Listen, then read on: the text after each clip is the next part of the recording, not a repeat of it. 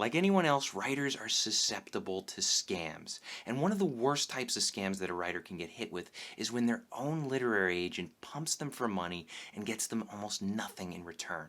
And this is something that happens, believe it or not. And there are illegitimate, unethical agents out there, and if you're not careful, you might end up with one. Now, for the longest time, I had heard stories about these types of agents, and I always thought to myself, who could possibly fall for something like this? I mean, you'd have to be completely clueless. But just the other day, I got an email from a good friend of mine, and I learned that she, in fact, had fallen for one of these scams. So today, I want to talk about what happened to her and how you can avoid it yourself. What's up, guys? My name is Brandon McNulty. I'm a writer, and welcome to my writing channel. I write a lot of horror stories, but I don't think I've seen anything scarier than what I read in an email the other day from my one writer friend.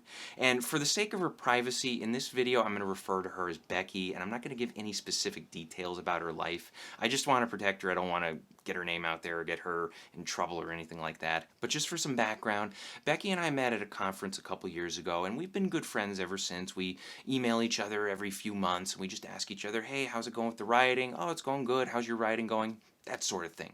And this past week, she sent me an email, and in it, she mentioned that she had broken up with her agent. And I, of course, said to her, oh, I was sad to hear it, and I just asked her what went wrong. And I thought it was something like maybe creative differences, or maybe the agent just wasn't selling the book or something like that. But what Becky told me was much, much worse, and it was a total nightmare. So what Becky didn't realize when she got with this agent was that the agent wasn't totally legit, and she was actually scamming Becky from the very beginning. Now, there were some red flags along the way, but Becky was not aware of them. And the very first red flag was that the agent was charging her for her services. What happened was, once Becky signed on with the agent said that they could spruce up the book a little bit before they send it off to publication, and Becky thought that was a pretty good deal. But what the agent said to Becky was that if she wanted the agent to take a look at the book, Becky would have to pay the agent a fee. And this is something that you should never do with an agent. An agent should never charge you for anything. The way the agent-author relationship works is that the two of you work together, and once you have a book that is worth bringing to a publisher, the agent takes that book to a publisher and tries to sell it. If the agent does manage to sell it, the publisher then pays you, and the agent takes a cut from that payment, usually around 15%. What Becky did not know was that you're not supposed to pay the agent anything. The agent makes their money from the publisher, from that sum of money that the publisher pays you. So what happened was Becky ended up paying for these services. I don't know what kind of editorial input she got, but it wasn't very much. And once it was done, then the agent tried selling it off to the publisher. Now, in the meantime, they were waiting for it to sell, and Becky was in contact with the agent, and she would ask like how the agent's other clients were doing. And around this time, red flag number 2 popped up. And this one is just a mind blow. I still can't believe this one. But Becky was talking with the agent, and she found out that this particular agent did not read the full manuscripts that her other clients sent to her. So in other words, the books that the agent was trying to sell, the agent wasn't reading them. I don't know how that works. I don't know how you go up to a publisher and say, hey, buy this book. Hey, it's a great book. I can vouch for it, blah, blah, blah. I don't know how you can go up to the publisher and do that.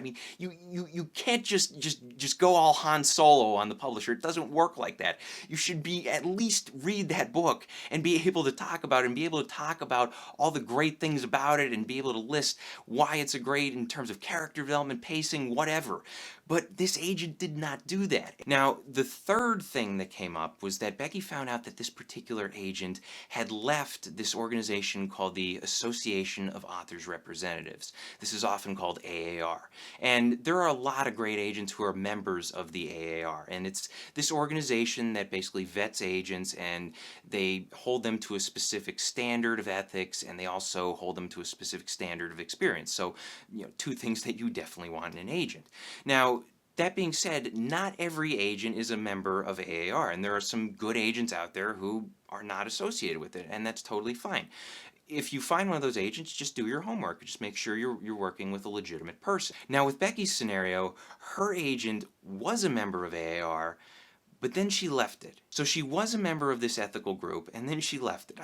What kind of message is that saying? Now, In the meantime, while Becky was waiting for this agent to sell her book, which never actually happened, Becky started getting some ideas for a nonfiction book. And I'll tell you that Becky has a PhD and she's very knowledgeable about a particular subject. So she wanted to write a nonfiction book, and she pitched the idea to her agent. And the agent said, "Yeah, that's a great idea. Let's roll with it. Let's see what we can do." So Becky sets to work on it, and she realizes that she's kind of struggling getting the idea going. She doesn't know where to start and where to take it.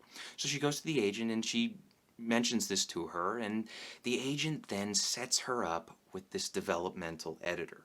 Now, I don't know what you guys know about editors, but a developmental editor can charge a lot of money. And that's exactly what happened to Becky. She ended up paying this exorbitant amount of money to work with this editor. And what she got out of it, she got some direction on where to take the book. She got help writing a book proposal, which Becky said actually ended up working in her favor because she did get some good help with that. And she also got help with her opening chapters of the book.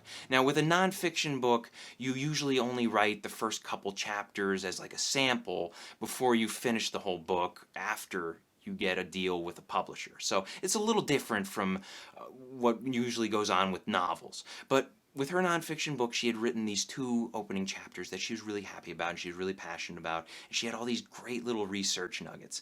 If you're a nonfiction reader, you probably have come across a book where you read maybe a couple paragraphs and you see some statistics or some other fun details that really just you can really just grab onto, and they take you places and they just bring you right into the book, and from there it's smooth sailing. And this is what Becky was going for with the book. She wanted to grab the reader up front.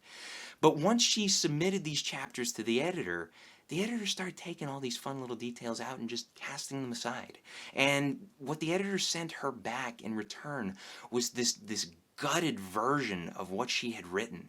And I don't know why the editor did this. I don't know if the editor was gaslighting her into thinking that she needed more editorial work and thus spend more money on the editor. But for whatever reason, she sent Becky these chapters that were just a shadow of what she had originally written, and they took all the fun and all the inspiration out of them. And this point was when Becky finally cracked and she finally broke things off with the agent. And luckily for her, she did find the courage to step away. But before she did that, she went to the agent and she mentioned all the problems that she was having with the editor. And here's the scary part. Every time she went to the agent complaining about the agent took the editor's side. And it's terrifying when you think of what she had gone through with these people and just the way they were just manipulating her into spending more and more money and getting her no results in return. Now, if you're watching this video and you're thinking about getting an agent, this video is not meant to scare you off from that goal. Getting an agent can do wonderful things for your career. You just have to be careful about the agents that you're selecting.